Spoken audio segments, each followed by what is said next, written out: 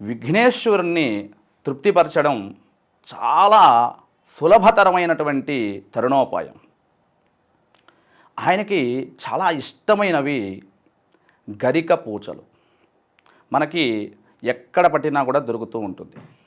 అయితే ఆ గరికకు గడ్డికు చాలామందికి తేడా తెలియక గడ్డితో అర్చన చేస్తూ ఉన్నారు.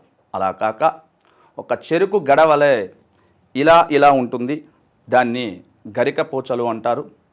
ఆ గరిక పూచలు పట్టుకొని మనం ఏ కార్యమైతే సంకల్పం చేశామో ఆ కార్యమునందు ఎటువంటి విఘ్నాలు కూడా కలగకుండా ఉండాలని ఆ విఘ్నాధిపతి అయినటువంటి వినాయకుడిని స్మరణ చేసుకొని వక్రతుండ మహాకాయ సూర్యకోటి సమప్రభ అవిఘ్నం కురుమే దేవ సర్వకార్యేషు సర్వదా.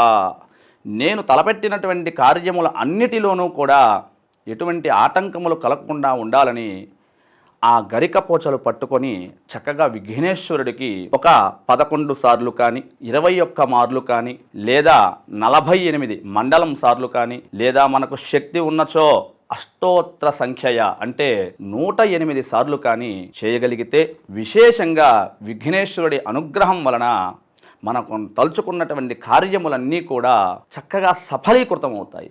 అదేవిధంగా మనకి విఘ్నేశ్వరుడికి నైవేద్యాలు పెట్టేటువంటి వాటిల్లో కూడా చాలామంది ఇంతింత గంగాలాలు పులిహారాలు కానీ విశేషమైనటువంటివన్నీ కూడా పెట్టడం కన్నా కూడా ఆయన మీద శ్రద్ధ పెట్టి భక్తితో ఒక చిన్న బెల్లం ముక్క అంటే గుడ నివేదనం, బెల్లం అంటే ఆయనకి చాలా కూడా ఇష్టం, ఒక చిన్న బెల్లం ముక్క మనస్ఫూర్తిగా ఆయనకి ఎప్పుడైతే నివేదన చేస్తామో మనం అనుకున్నటువంటి కార్యములన్నీ కూడా విశేషంగా కూడా సఫలీకృతం అవుతాయి.